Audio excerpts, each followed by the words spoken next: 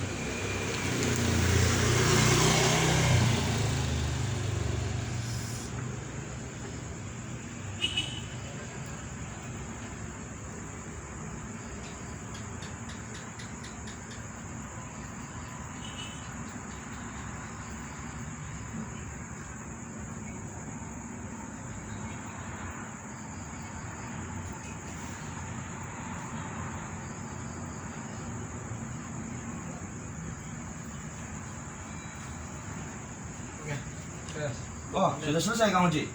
Oke. Lumayan kan kita mendapat berapa lembar ini? Coba dari dulu berapa lembar yang sudah didapat 10 menit ini? Baru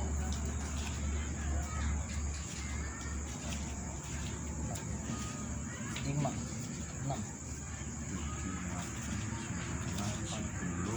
9,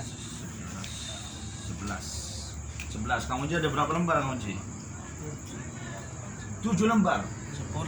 Ya kurang lebih 10 lembar dalam waktu 10 menit ya gitu ya. Jadi saatnya kita berbagi apa yang telah kita baca. Oke, kita mulai dulu dari saudagar Oji. Oke, silakan Kang Oji.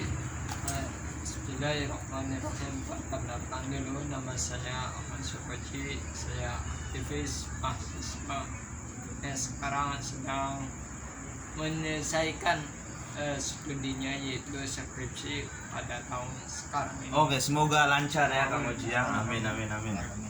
Saya telah membaca bukunya tentang Agus Salim, yang mana telah kita ketahui bersama bahwasanya Agus Salim itu tidak lepas dari sejarah Indonesia.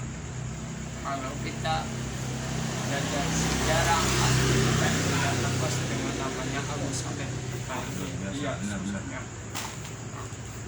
Beliau adalah seorang santri yang biasa saja, dan seorang kiai yang begitu moderat. Kenapa itu begitu moderat Kang Oji? Karena kehidupan beliau itu selalu sederhana. Oh, Iya. Sederhananya bagaimana? bagaimana? Karena walaupun kekayaan itu banyak, walaupun harta itu banyak yang dimiliki oleh sang tokoh lama kemerdekaan ini, yaitu Agus Salim, tapi beliau itu hanya mendelegasikan dirinya untuk kemajuan Indonesia. Masya Allah, luar biasa ya saudara-saudara. Pada tahun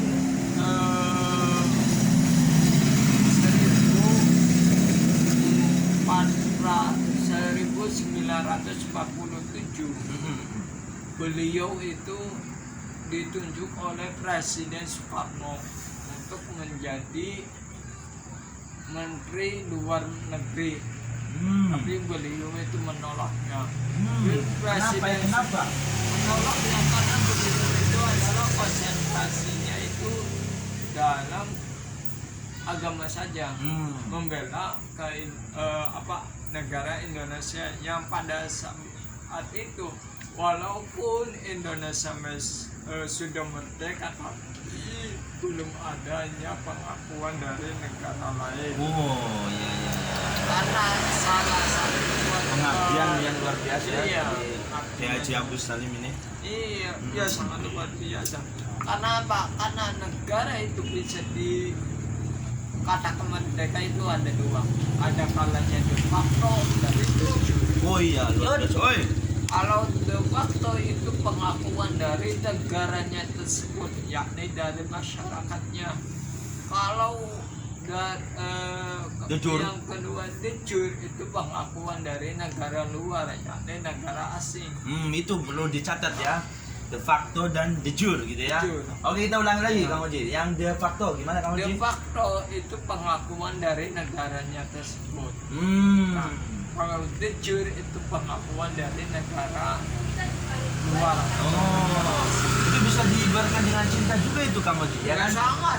De facto berarti kan pengakuan diri sendiri. Nah, Kayaknya dia itu cinta dengan kita. Padahal dia nggak cinta gitu kan. Nah, Itu de iya. facto. Dan de jure apa Kang Oji? de jure itu pengakuan dari Dianya. Jadi harus seimbang gitu ya. Iya. Dari saling mencintai ya. De facto dari kita bisa mencintai dia dan juga de jure dia bisa mencintai kita gitu ya Kang Oji. Wah, luar biasa Kang Oji. Iya, itu.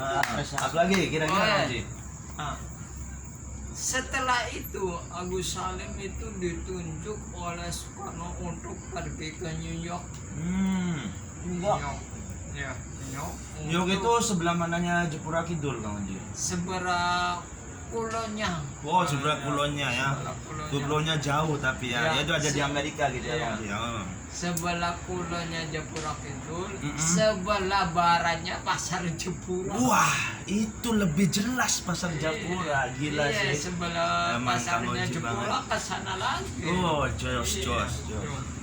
Nah, di New York beliau itu bukan hanya untuk diam atau bahkan tidur, bukan, tapi beliau itu bagaimana merebut kekuasaan negara Indonesia ini, yang mana pada saat itu belum adanya pengakuan dari negara luar. Makanya beliau itu bagaimana melobi Mesir, melobi Arab, melobi Libanon, melobi Suriah, bagaimana negara Indonesia ini bisa merdeka atas pengakuan dari negara-negara Muslim. Ya bisa dicintai negara lain gitu loh guys. Bagus. Ya, sudah cukup berarti ya kawan. Oke, silakan sekarang waktunya Saudara Abdullah. Ini luar biasa kali kisah dari Kiai Haji Salim ini ya. Perkenalkan, nama saya Abdullah. Nah, di sini saya membaca bukunya. Gue lebih tinggi lagi sih. Oke, di sini saya membaca bukunya Wynton Marsalis Hmm. bersama Geoffrey apa nih? Mana Kang? Keywords Oh iya, Seaward. Seaward. Heeh. dengan judul Jazz Bisa Mengubah Hidup Anda. Oh, gitu ya. Ini sangat luar biasa, ini buku orang luar ya, dengan dicetak terjemahan Indonesia ya. Apa kisahnya itu? Artinya di sini kita ini judulnya Jazz Bisa Mengubah Hidup Anda. Dalam buku ini menceritakan tentang Geoffrey Keywords ya. Itu adalah musisi yang sangat luar biasa. Bagaimana luar biasanya? Luar biasanya karena beliau itu sosok musisi yang bisa menyembuhkan, ya, bisa menyatukan umat lah ya. Luar menyatukan umat dengan musik jazz. Artinya umat-umat yang gila, artinya banyak kan zaman dulu itu banyak orang yang candu narkoba, orang-orang di Afrika gitu. Karena adanya musik-musik jazz ini bisa menyatukan hidup kita semuanya. Nah, ada juga cerita di sini bahwasanya anak kecil yang umur 9 tahunan juga banyak menyukai musik-musik jazz karena tidak bisa di sini tuh bisa menyatukan lah intinya, menyatukan anak kecil, menyatukan orang-orang dewasa untuk mendengarkan musik jazz. Ya. Seperti itu. Oh ya, sudah cukup ya dulu. Berarti Bisa dipraktekkan musiknya. Iya. Saya tadi Oke, kita setel aja. Kamu sih ada musik jazz nggak kira-kira? YouTube-nya bisa dijalankan? Iya, bisa. Bisa. Nanti, Oke. iya, Coba kita setel musik jazz. Emang musik jazz ini memang musik yang didengarkan itu santuy, damai gitu ya, dan juga bisa menenangkan pikiran karena nadanya itu yang santuy, gitu ya. Yang slow. Seperti lagunya kayak Michael Jackson itu kan jazz ya. Iya, Michael Jackson gitu kan, ada yang Heal the world, make it a better place for you and for me and Cukup. Oh iya. Gimana? Suaranya emang luar biasa. Oh iya, luar biasa ya. 11-12-nya Michael Jackson. Oke, kita buka ya musik. Dengarkan gitu ya. Dengarkan dulu.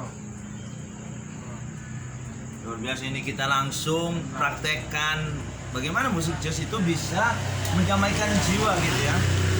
Oke. Emang bener sih guys. Jadi musik itu bisa membuat kita lebih cerdas juga gitu kan, karena kita bisa santai, damai, dan juga bisa lebih tenang. Musik.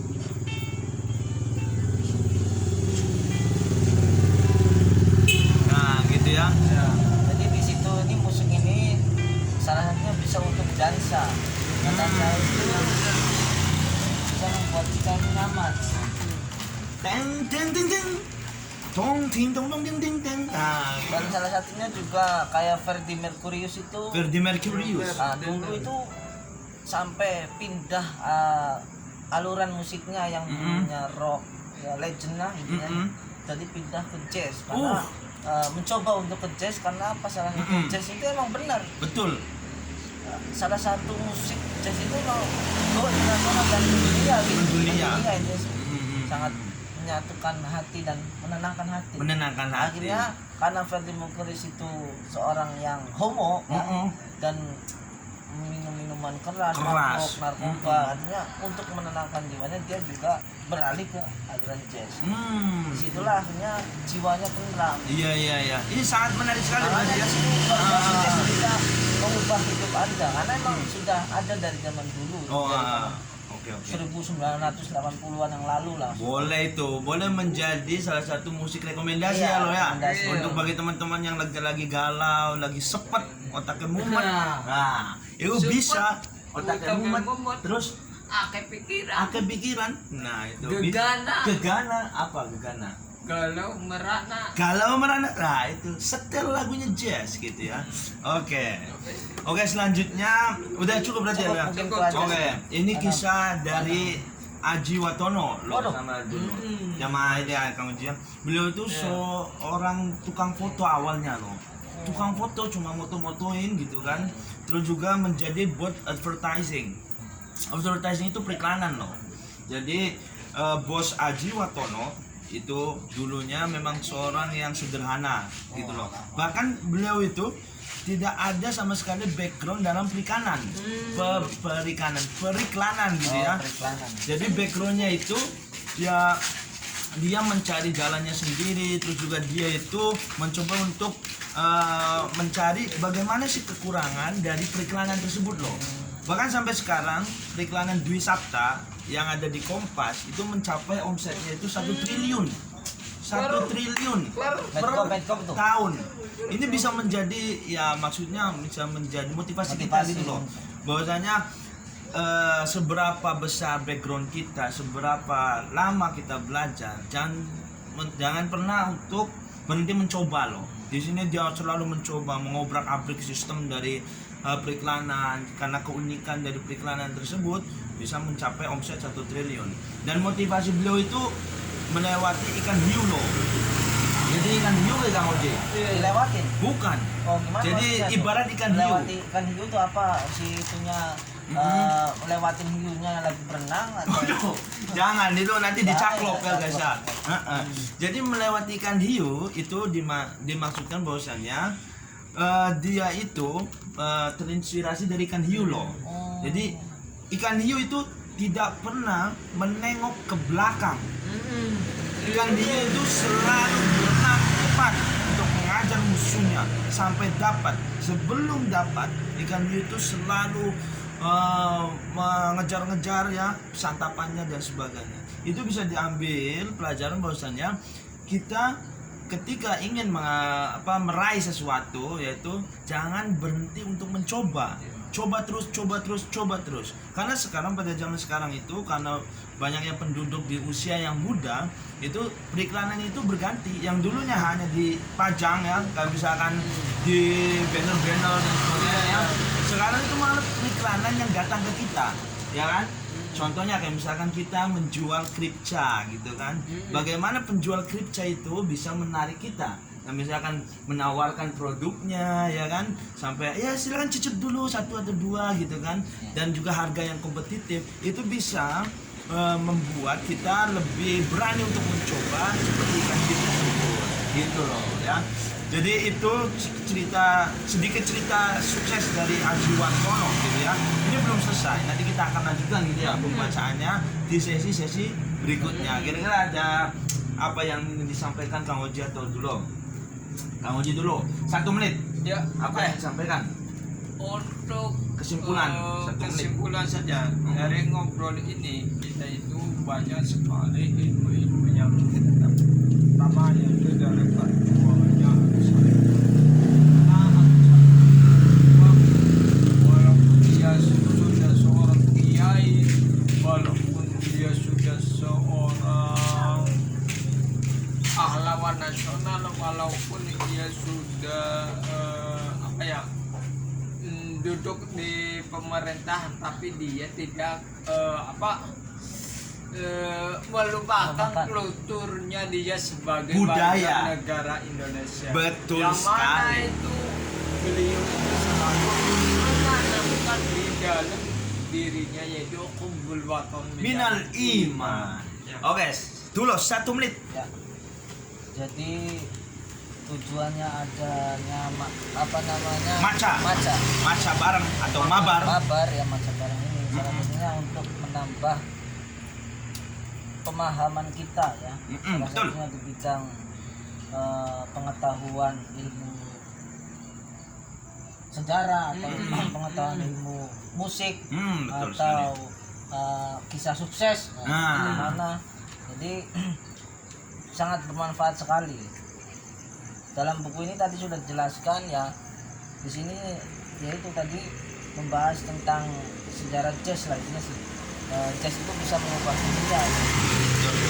Jazz ini memang luar biasa, menenangkan, menenteramkan jiwa dan hati kita. Iya, betul sekali ya kamu ya. Iya.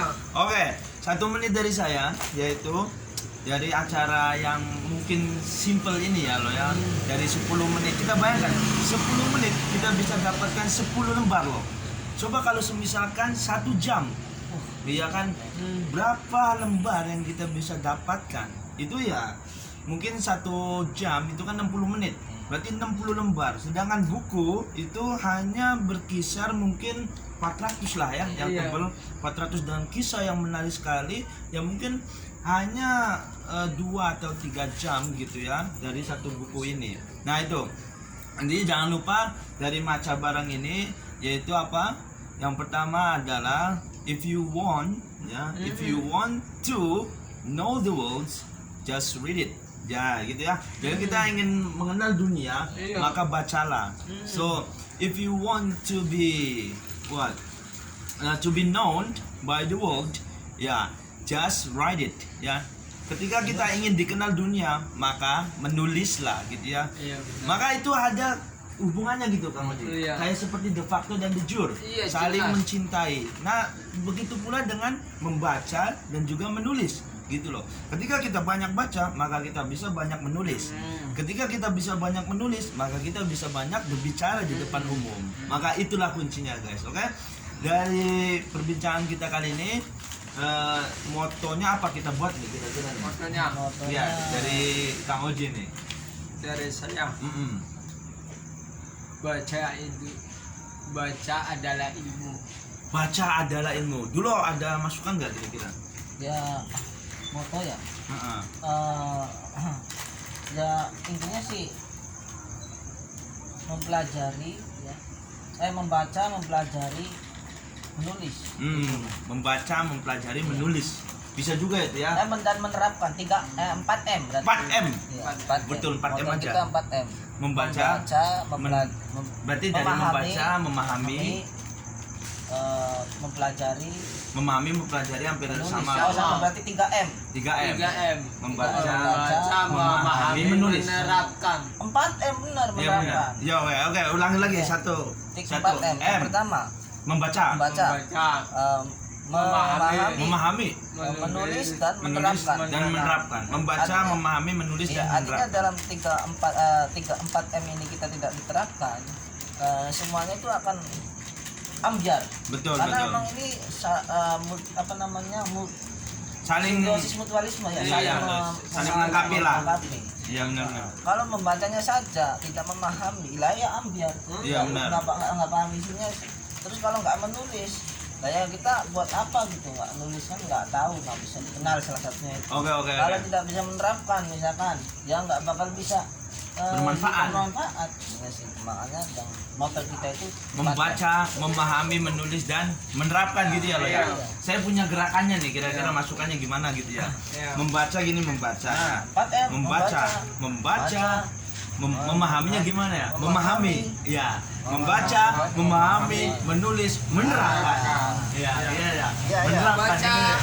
Membaca, memahami, menulis, menerapkan. Menerapkan gimana? Gini apa gini? ya begini bagus. Menerapkan. Karena menerapkan kan untuk jiwa kita. Oh iya untuk benar. orang lain. Menerapkan gitu Menerapkan. ya. Oke ya. Ayo Oke. ulangi lagi. Membaca Bareng-bareng. Ya. 1, 4M 4M, membaca, memahami, menulis, menerapkan. Ulangi sekali lagi. Oke. Membaca, memahami, menulis, menerapkan. Ya. Oke, siap. Salam Baca. pandan. Pertamanya mabar dulu. Ya. Mabar, baca bareng, membaca, Baca. menulis ya gitu ya Oh, gitu. ya, sampai Membaca, saya memahami. Salam. Oh, Salam mabar. Oh ya, salam mabar. Salam Oke. mabar, oke. Siap ya, jangan lupa mabar. Iya. 1, 2, 3.